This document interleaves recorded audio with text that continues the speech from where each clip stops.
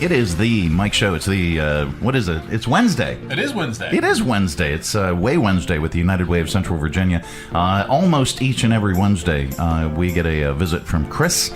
Chris brings a guest or two, and today is no exception. Chris, who did you bring? Today is one of those happy occasions when the guest is two guests. Uh-huh. We have Keeley and Holli here from Humankind, and they are going to share some wonderful information with us because not often in the nonprofit world do you get to say that you are expanding services and programs. That's fantastic news. But that is the I'm going to case here. I'm going to give you a hallelujah choir of angels on this one.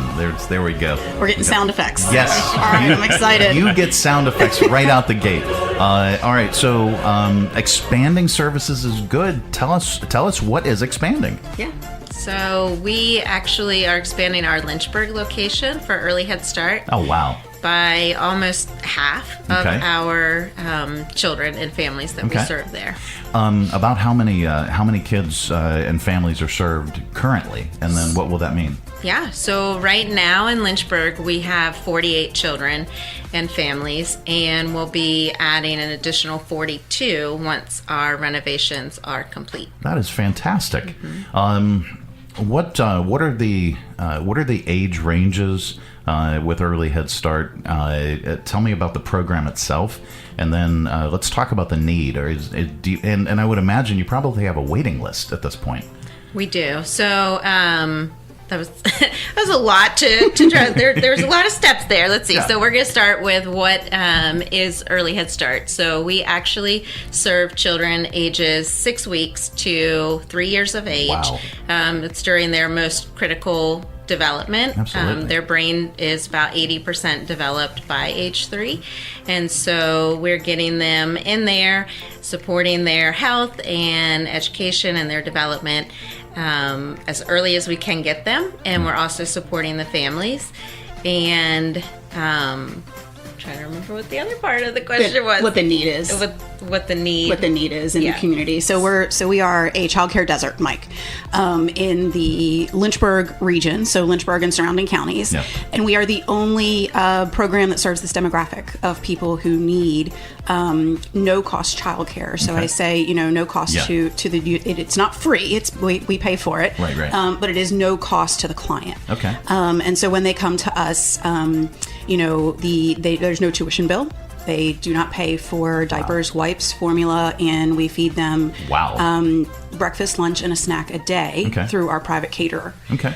And so the need is great. Like I said, we're in a childcare desert. There are, in that age range, 0 through 3, there are about 1,800 kids in Lynchburg City that do not have care. Wow.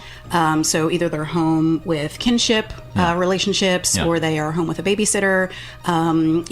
It impacts our workforce, so this is bigger impact than just caring for children and their families. But there are people who have to not enter the workforce because they can't afford the child care. That would That's a big catch-22. Yeah. I mean, you're trying to get ahead, but circumstances and you just can't. Yeah. So this is tremendous. Yeah. Demographically or let's say income range wise, what are the qualifications for this? So we actually have 4 different categories that families can qualify. Okay. One, they could be a foster child, and that could be living with a relative, maybe kinship care as far as a grandparent or an aunt or someone. Yeah. Also homeless, and that could also be where they're not at a shelter, but maybe they're living, from house to house with families or friends. Also the poverty level, and so we take a look at, in that category, we take a look at if they are at or below poverty level, and then they would qualify. And then, what did I say? On any government assistance program. Thank you. So if you're on SNAP, TANF, or SSI, that qualifies you automatically. So you don't have to, you can just bring us one of those forms, and that is your qualification. Okay. Now, we've got the website up. If you go to humankind.org and you go to the programs tab, you'll find the Early Head Start and all the information about that, and where you can apply. Are there any other ways? Can they come to Humankind, or is it solely on the website for registration? It's online. Okay. It goes directly into our system, and then we have individual who actually goes through the eligibility process with that family. Okay. And then because we do have a wait list. That was one of the questions you asked earlier. Yes. That I was like, I can't remember. Sorry, I rapid fired a bunch of stuff. We should have pre-gamed. So we do have a wait list. We always have a wait list, and we actually try to keep it to a minimum. So right now, I think we have about 38 on the wait list. But once they're found eligible and placed on the wait list, then there's a selection criteria that we go through. So each family, depending on their needs, is assigned a certain number of points, and then the highest need family, when we have an opening come up, the highest need family then is the one that is offered that spot. Let's talk about the staffing. This must be a huge undertaking to mobilize. So many kids, so many babies. Good Lord, I couldn't even imagine. How many folks do you have working for you? We'll end up through the whole program with about 50 early Head Start staff. Fantastic.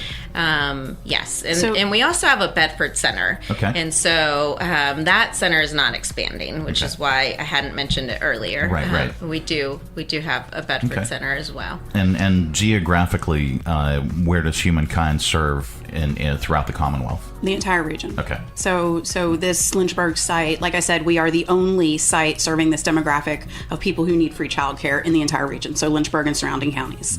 So you can apply from anywhere. Yeah.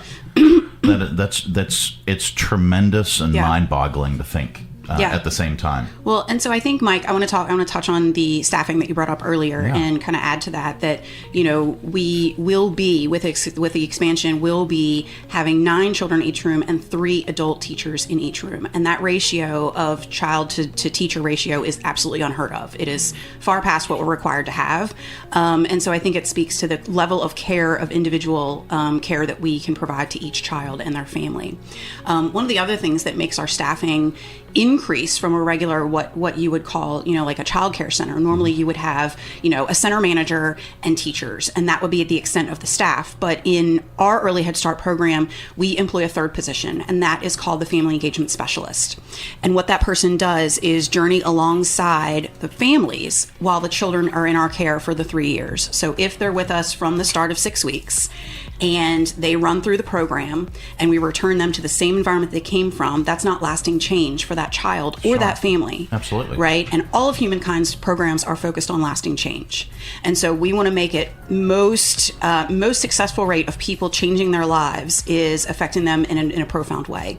And for that reason, that family engagement specialist is a requirement of the program that our families meet with that person at least 3 times a year. And what we find is that our family engagement specialists become such a part of the family and how this family is growing and moving forward, that they seek out more time with this person, right? And so it could be something as basic as, I want to get out of my family, my domestic violence situation. It could be, I want to get my GED. I never had the opportunity to do that. And in some, cases, it is, we've seen families through this family engagement specialist not only get their GED and some sort of certification, now we're talking about home ownership. And we even have some people starting businesses. So not only are they entering the workforce, but they're creating jobs for other people to be employed. Now, in that example, I should give the little asterisk that person was with us for more than 1 child. So they had more than 3 years for that successful of a trajectory. Actual mileage may vary. Right. Yes. Okay. Thank you. I was going to talk about the policy council because you're, talking about that other piece of the program that other child care centers don't have. We have a policy council, which is our parents, can be current parents or and also community members and also former parents. And they're actually a group of individuals who are part of our governing body, and they set the direction of our program. So they have a say. They bring any kind of concerns that they have, and then we work through and they help approve policies and help like I said, set the direction of the program. So Yeah. Well, this is all tremendous news. Again, you can learn more if you visit humankind.org and just click on the Early Head Start tab. If you are in need of this, get on the wait list and get registered so that you can work with these folks and build your family. Well, not only that, not only the wait list, but we do have an opportunity for the community to get involved. Okay. And that would be, this expansion costs money, and we get 80% of this through a federal grant. Okay. But we have to raise the 20% match within the community to show need and investment with our community. Gotcha. And so for that, we have to raise more than $530,000. Okay. And we are set to open doors spring this year. All right. And so we have a generous donor that has recently given us a $60,000 match opportunity. Wow. So for any gifts given now through February 15th, will be matched at that rate. So you get double your gift. Wow. If you give now with this $60,000 match. Okay. No better time to give. That's right. and you can do that by just clicking on the donate button, or Exactly. is there a special form? Absolutely. Okay. Donate button. All right.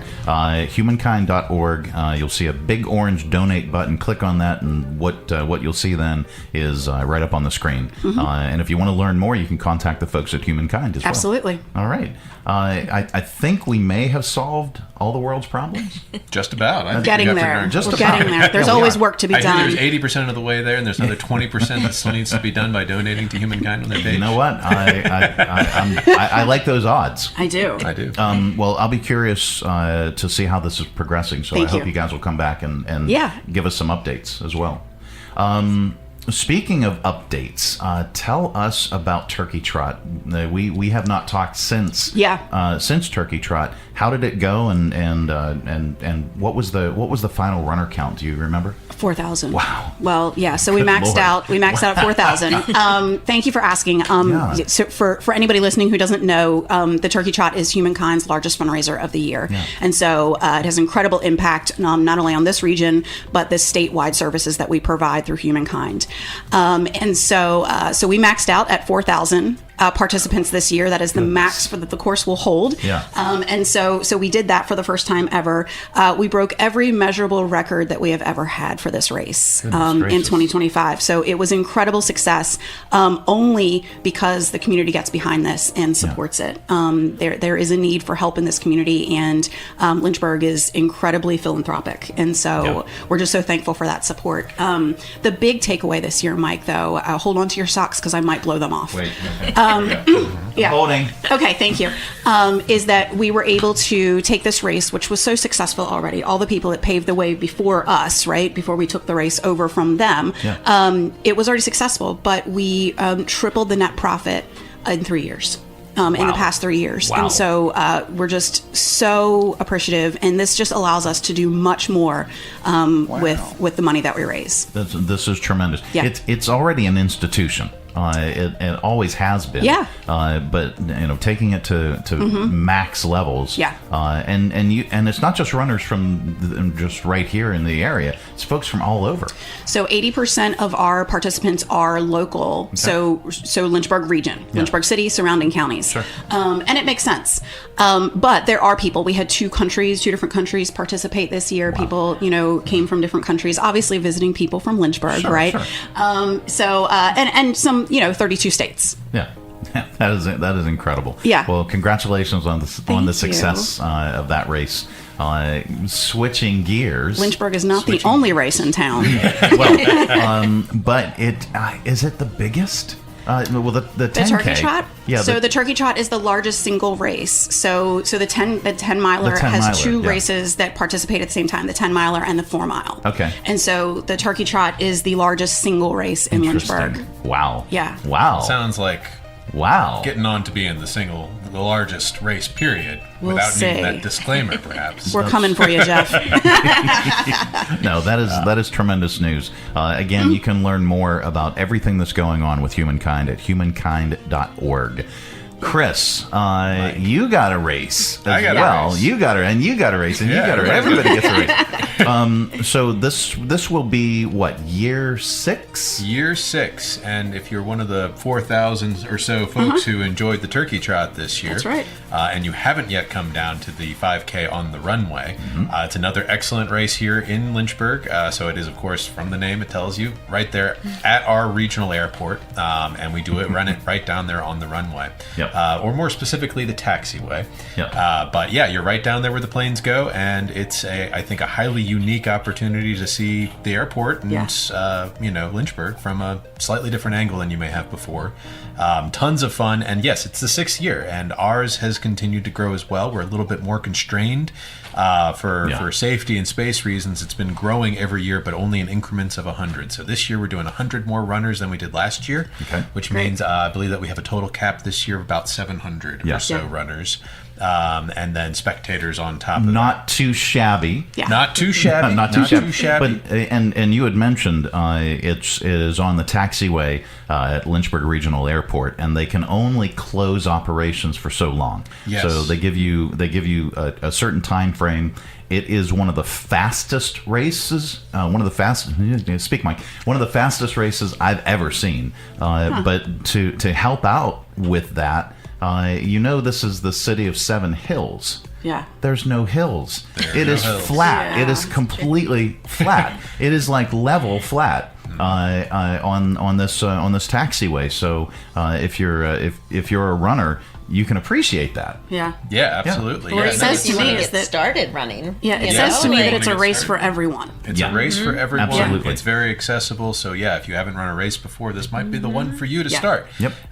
It goes. We do have a time constraint, but it's not.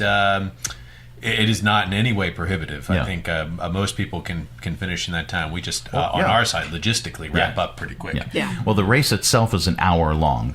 You have an hour time span to do the race for a 5K, and it's in all the time that I have been there, either as an MC or just helping out as a volunteer, not one runner had to be picked up and driven back. With the exception of maybe 1 or 2 boo-boos, but as far as folks that were on their feet and running, or trotting along by the end, not one person ever had to be picked up. So in that time span, 600 runners all made it across. Yeah, and I will throw in one additional perk that makes this a little lower barrier to entry. It's in the afternoon. You don't even have to wake up early. Right. I love that because it's a 5 p.m. Kickoff for the race. And this is on Saturday, April 25th. At 5 p.m. Lynchburg Regional Airport. You can learn more by visiting the United Way's website, unitedwaycv.org. The 6th annual 5K on the runway, Saturday, April 25th. And I will put a really quick shout out that in addition to runners, which we have a cap of 700 on and we have sold out every year, we're also still looking for sponsors. So if you have a business and you're interested in participating in that, we'd love to have you aboard and partner with you.